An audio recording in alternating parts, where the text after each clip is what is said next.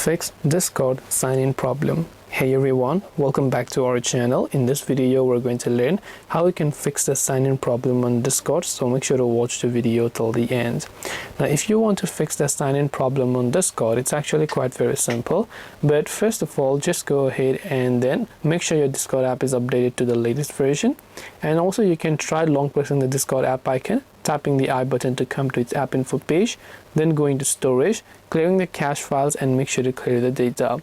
Now once you've done that, just go ahead and then reopen Discord, and now once you reopen Discord, you can just tap on the login option and just enter your email or phone number and your password and tap on login. Now if it's still not letting you log in, chances are that your username or your password could be incorrect, so you can tap on forgot your password buttons as you can find here, enter the email associated with it, then reset your password if that's what you see fit.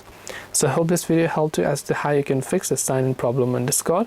If you have got any questions, then feel free to leave them down below. Thank you for watching till the very end of this tutorial, and see you soon in the next video.